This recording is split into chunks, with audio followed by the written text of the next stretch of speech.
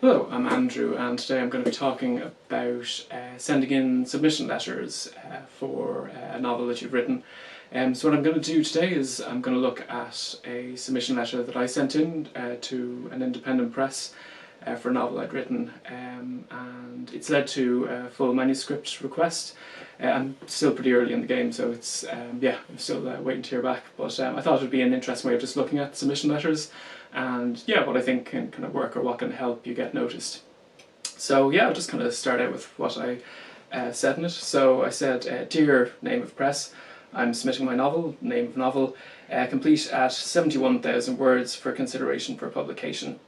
So I think it's important to have the word count there, and also to explicitly say that it's complete. I suppose it's just worth bearing in mind that indie presses or publishers or agents as well get any number of submissions.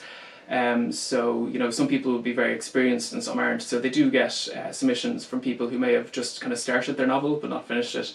So it's worthwhile saying that explicitly. So I go on then. The novel is a work of satirical speculative fiction for adults with a slightly experimental bent, similar to Lion by Niall Burke. A beta reader has also compared it to Cloud Atlas by David Mitchell. So it's worthwhile having the comp titles in there as well. And if you have had beta readers, it's worth mentioning them also. It's maybe a bit cheeky having Cloud Atlas as a comp title because it was from quite a while back, around 17 years ago now, I think, at this stage. And also it was very successful. So usually with comp titles you want to have something that's a bit more recent and maybe something that's not kind of a major success. I thought I might get away with it though because a beta reader had made the comparison. And then I say I think this book might appeal to you as it's speculative fiction with a hook. So I was basically drawing on some information there from their website about the kind of things they were looking for. I then give the blurb of the novel.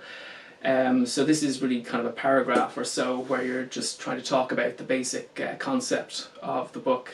And with this, it's not a synopsis, I suppose. It's more like the back cover copy where you're trying to put across what the book's about kind of in a more intriguing way without giving away the ending, just to give a sense of why someone might want to read the book or what's the hook or why is it interesting.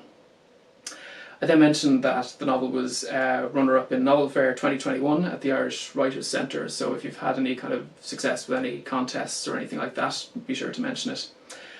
And then I mentioned some praise that I got from a few different people. So how I got this was just from going into different kind of writers groups or different classes, and where I suppose the teacher or whoever had said something positive, I'm basically drawing on that.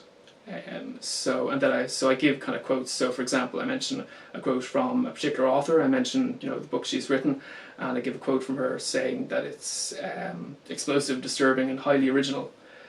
So basically just trying to kind of big up. Don't be shy about bigging up things people have said about your book.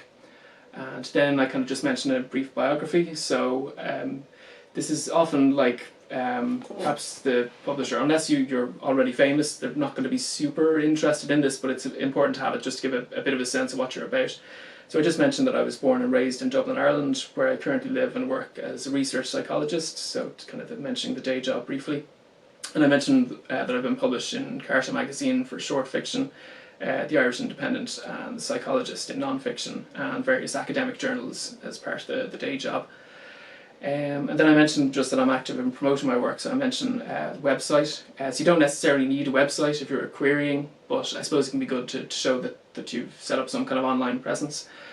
So I mentioned you can subscribe at www.andrewverlaine.com/contact, just to show that you can set up a way for people to subscribe to your website. And I mentioned just social media, so Twitter and Facebook, and that I'm most active on Twitter.